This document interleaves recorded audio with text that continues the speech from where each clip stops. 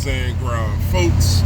Guys, I'm on the way to AC maintenance. I believe this is a double maintenance from an existing maintenance customer. Guys, the last time I was here, I believe I got this on video. This customer has an air handler on the second floor, basically in the attic, and he said that something was leaking, and he thought it was the drain lines being backed up from upstairs. Guys, I poured a bunch of water in the drains upstairs, and I even cut the ceiling out the garage where the drains from the second floor AC goes. And guys, I couldn't find any water damage. So like, I think that was last summer, and we haven't heard back from him ever since. Like, we came out last year to do the AC maintenance, both units, everything's working fine. And like, he called us a month later and said that the ceiling of the garage was wet, and the only thing that was running was the second floor AC. And guys, we pretty much eliminated the drains from the AC, and there wasn't any ducts in the garage that could cause it to sweat. And like I said, guys, that was a total head scratcher. But guys, I'm on the way there right now just for the check and clean. I'm gonna go check it out, and I'll see you guys when I get there. All right, guys, this is the basement,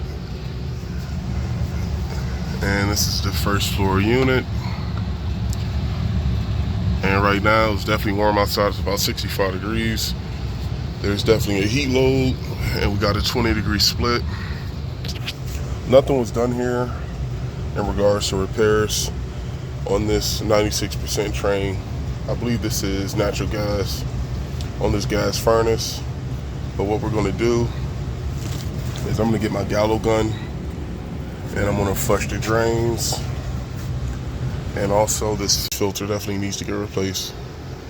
All right, let me flush the drains and let me go grab another filter. I'll be back. Guys,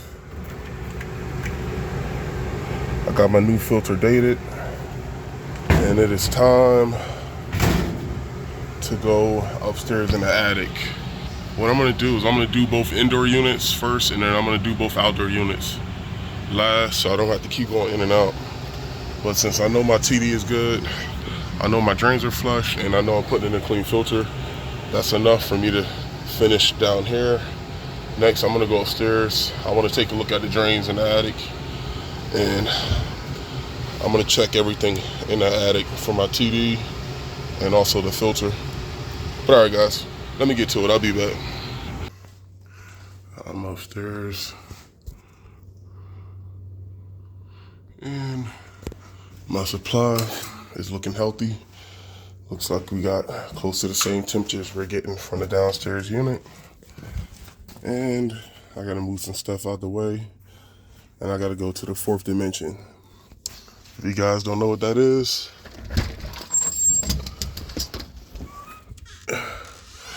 that's how we get to the air handler. All right, guys, I'll be back. Let me clear some space out.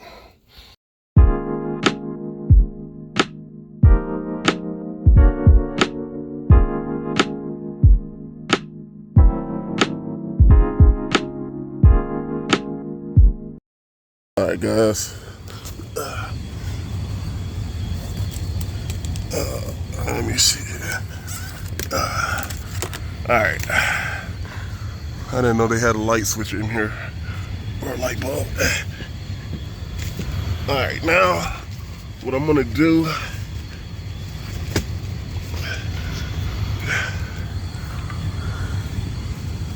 well, before I look at my drains, I'm gonna look at this filter. Hold on, guys. I gotta twist around and get to this filter here.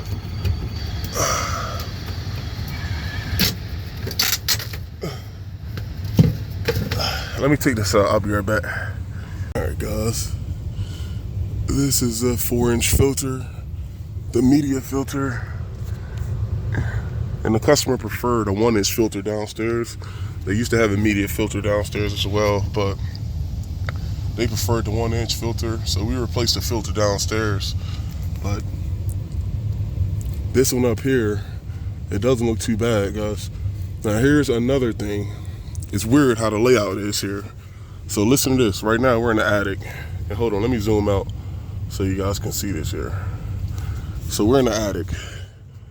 This unit only does the master bedroom, which is right on the other side of this door, a majority of the house is heated and cooled from the furnace downstairs. This unit only does the master bedroom and the back room leading to the patio or the first floor. It's kind of weird, but the thermostat for this room and for this area is downstairs on the first floor.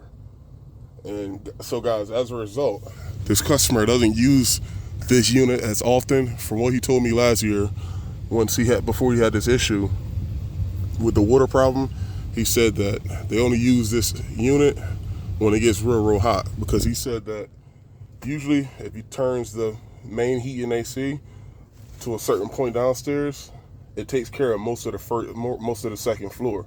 Because remember, this unit only does the master bedroom and a few vents on the back room of the first floor. So guys, it's crazy. It took me a while to understand it, but like I said, to make a long story short, both of these units don't really run at the same frequency. For the most part, the unit downstairs gets a lot more runtime than this. So I say that to say this, that's the reason why this filter really isn't as bad as the one downstairs is.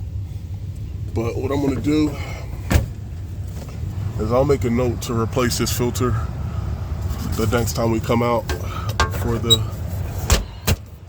heat maintenance. And guys, this is just a air handler with electric heat and heat pump. Downstairs, they have a furnace and straight AC. Up here, I'm pretty sure this is the older unit. This has been here. This is like the original unit. This is what they have, what they had before. And I guess downstairs, they used to have electric heat as well with a heat pump, and they took it out and swapped it out for gas. But guys, moving along, I'm gonna flush my drains because I need both my hands. I'll be right back.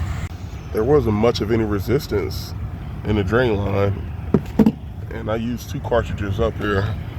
So here's what I'm gonna do. This is exactly what I did last time I came out. I'm gonna pour a decent amount of water down the drain, and I'm gonna show you where the customer said that he noticed the water damage at in the garage. But first, let me pour some water down here. And guys, this drain pan is dry, so there's no water, even when I came here before, once you noticed the issues from downstairs, everything up here was dry. So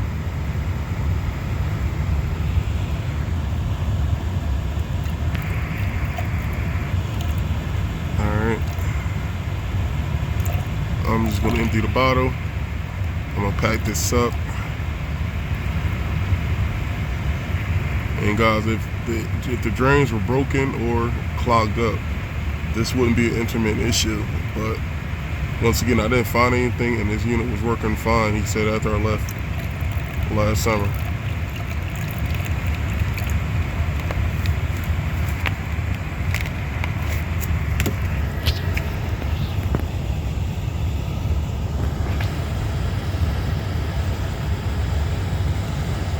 Cool.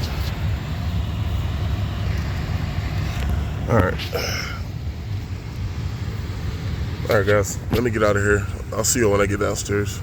All right, guys, I'm in the garage. I thought he covered this up, but it's still open. But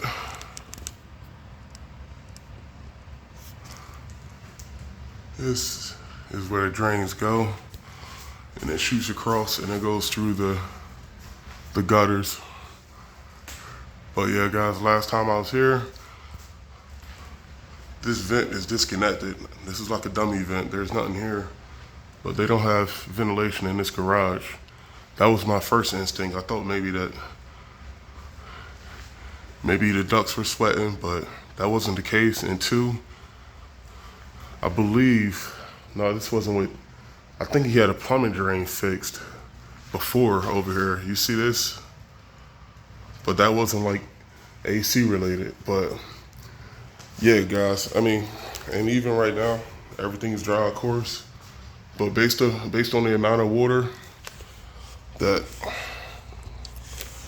I put inside the drain, if he had something clogged up or disconnected or broken, we definitely would have seen something.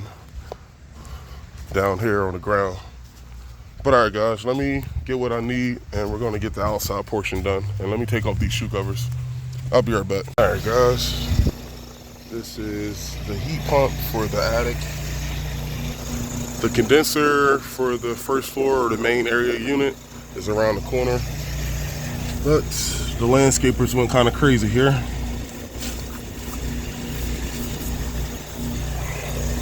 All right. And that's the insulation. I put on the suction line the last time I was out here. And guys, let me look at this here. It looks like we put the cap in 2023. That's good money. So what I'm gonna do here, since I know I don't have to hook my gauges up, I'm gonna clean out the electrical components. And I'm gonna check the potential difference of my contactor. Hang tight, I'll be right back. One side, let me just check the other side.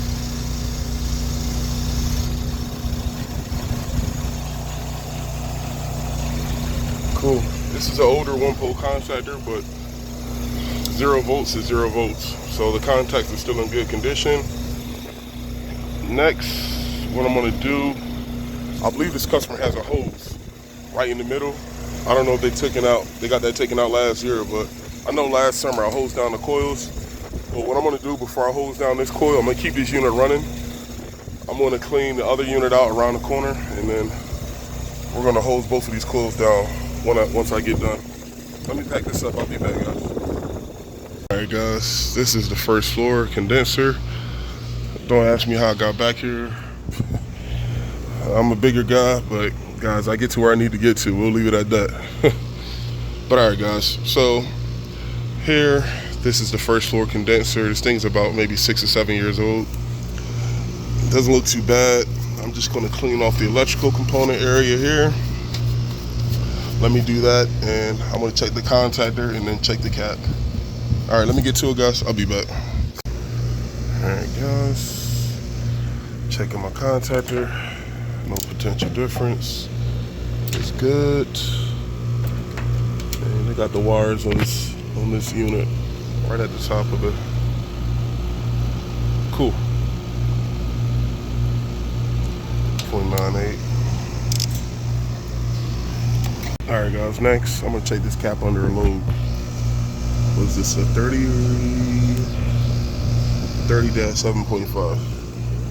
All right. I'm gonna check my fan side first. What are we at? A 0.97. All right, so 0.97. And I need both hands, guys. Let me check the volts. I'll be right back. Guys, this is a 30-7.5. I just checked my 7.5 cap side, and the amps on my fan motor was 0.98. I times that by 2652, and the sum of that, I divided that by the volts between fan and C on the cap, which was 343, and we're at 7.5 on the dot. So, and guys, another thing, on most dual caps, usually the lower reading would be the first number to drop. To each his own, guys, but I already seen this almost 100 million times. If you had to roll the dice of which number is going to drop first, whether it be the 30 side or the 7.5, I would put money that I've seen most weak caps still run at 30, but on the 7.5 side, drop to like 6.4. But guys, that's definitely a good indication if my 7.5 side is still strong, that my 30 side is still rocking and rolling. But nonetheless, I'm still going to check my compressor amps too. 4.48. So I do my 4.48 times 2652, and I got to get the volts between Herman and C. All right, hold on, guys. I'll be back. All right, so I got 401 between Herman and C. So the amps times the 2652 divided by 401, that's at 29.62. 29.62 out of 30 is still good money. So guys, this cap, even though it's starting to rust up a bit, The numbers are still within range, so that's good money. And yeah, guys, that's all there is to it. Checking the cap under load. There's nothing wrong with checking capacitors under load.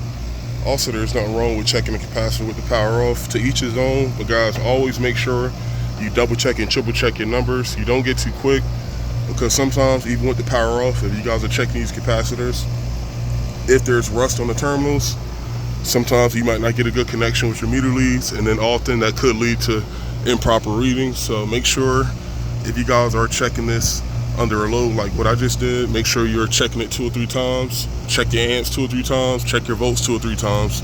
You definitely don't want to just overplay what you see the first time, and now, guys, you're getting incorrect numbers. So you probably could still have a good cap like I have here, but if I didn't take my time, sometimes, like I said, guys, it's just part of the game. But all right, guys, my cap is good. I'm gonna put the doors on, and I'm gonna hose down both of these coils. I'll be back. All right, guys, I'm just hitting these coils. The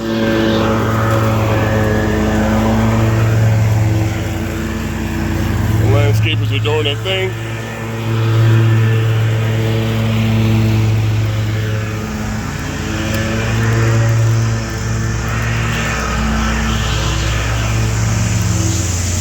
And guys, we are good to go here.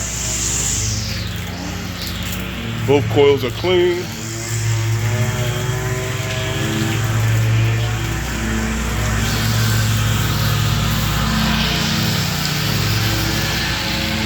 There's no tree shrubs or bushes near the units. Everything is rocking and rolling. But all right, guys, let me put this hose up here and let me back up and get up out of here. And guys, as a side note, this customer said he just got this outdoor patio done like 3 years ago. This thing is sick. Bunch of shade, he can grill, he can cook. And the plumbing is done out here too, which is cool. But all right, guys, let me rock out. Let me get up out of here. I'll see you guys on the next one. Bye.